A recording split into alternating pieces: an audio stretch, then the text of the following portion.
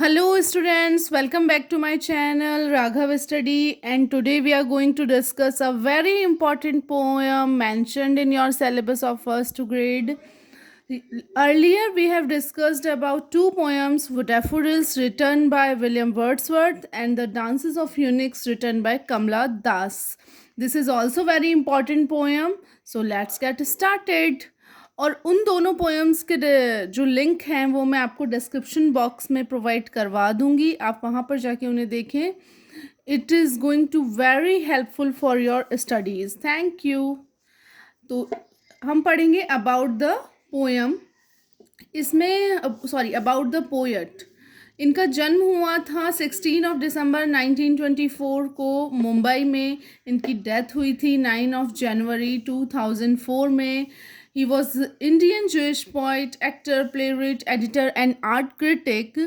The very important thing about him was he was awarded with Sahitya Akademi Award 1983 for poetry collection Later Day Psalms.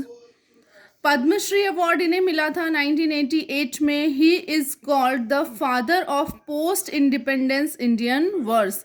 ये बहुत important है कि इन्हें the father of post independence Indian verse कहा जाता है.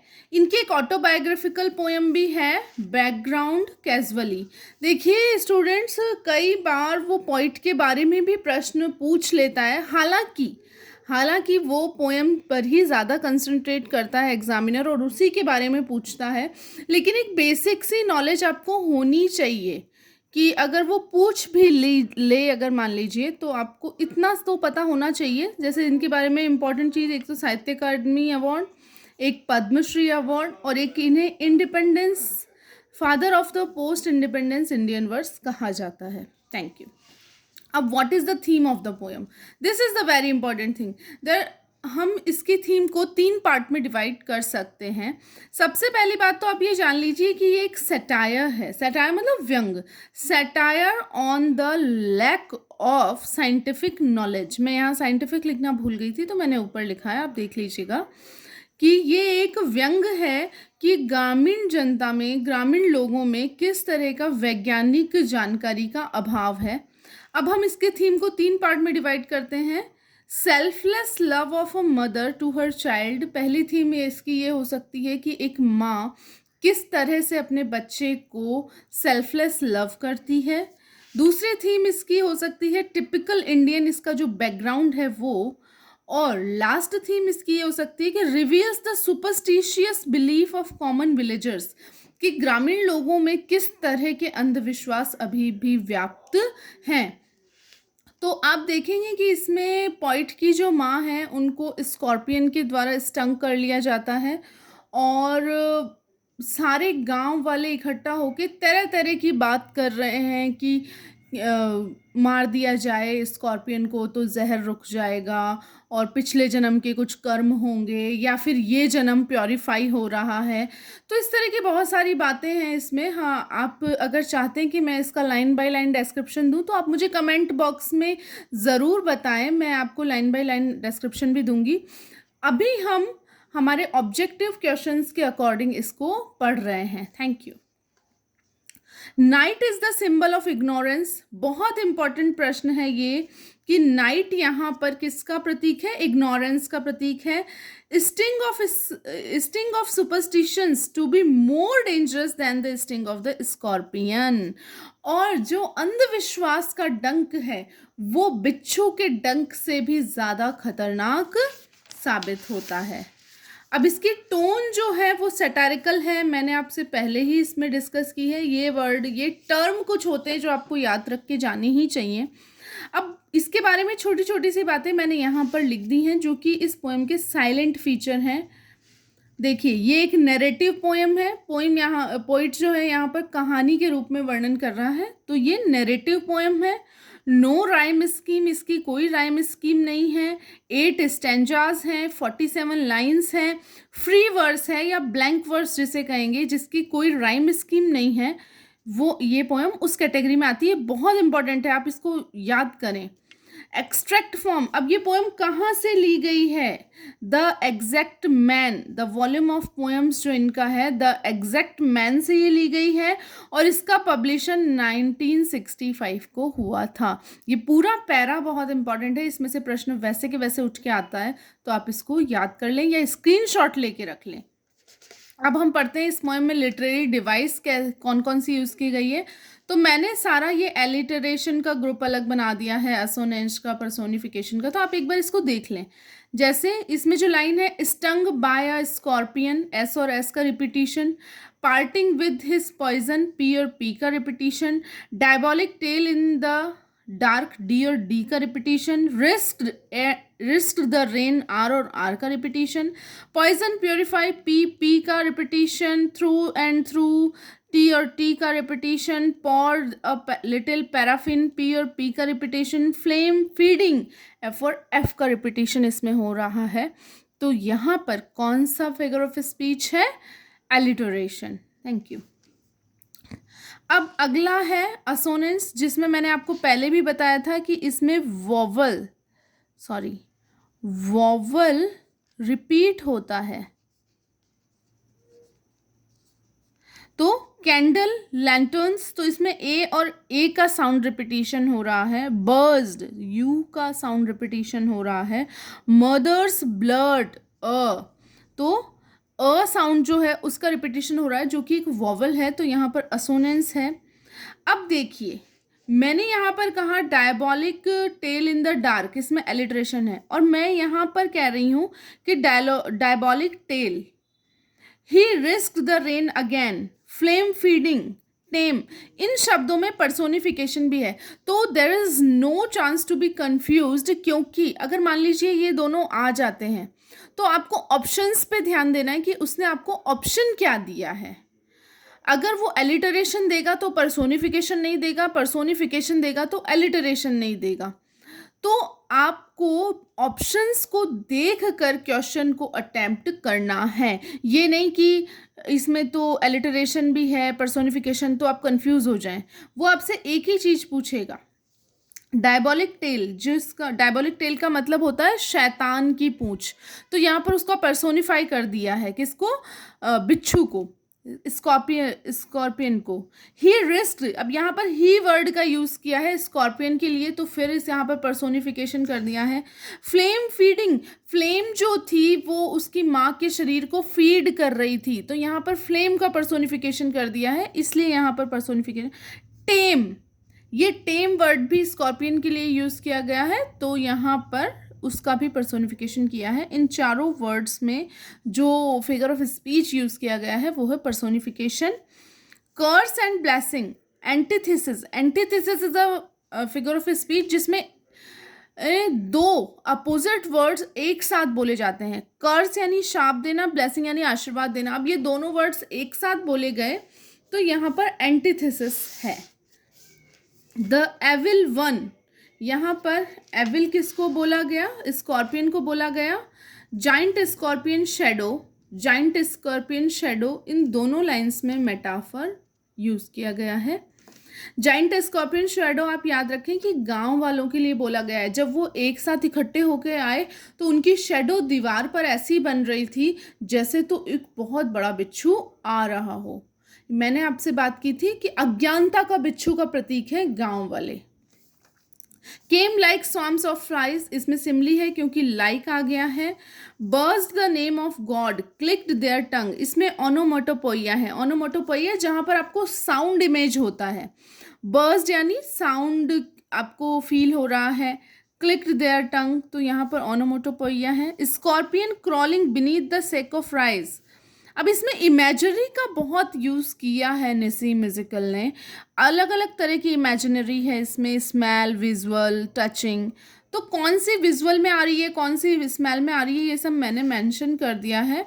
अगर आप चाहें तो स्क्रीनशॉट ले सकते हैं। स्कॉर्पियन क्रॉल कर रहा है राइस की बोरी के नीचे। पीजेंट्स आ रहे हैं मक्खियों की तरह, तो इसमें विजुअल इमेजिनरी है। स्मेल आ रही है कैंडल्स की, स्मेल आ रही है ऑयल के जलने की, तो इसमें स्मेल इमेजिनरी है। स्कॉर्पियन बाइट कर रहा है मदर को, फादर पैराफिन को डाल रहे हैं ऑन द टो, तो इसमें टेक्टाइल या फिर टचिंग इमेजिनरी है। 100 टाइम्स लोगों ने गॉड के नाम लिए, तो इसमें हाइपरबोल है। अब एक और चीज़ जो डिफरेंट आती है कि आप पढ़ेंगे जब इस पोएम को, तो आप ये लाइंस पढ़ेंगे, may he sit his still they said, may the sins of your previous birth be burnt away tonight they said, may your suffering next birth they said, may the sum of all evil. इन lines में आप देखेंगे कि पीछे की तरफ they said का repetition हुआ है और आगे की तरफ मे का रिपीटिशन हुआ है।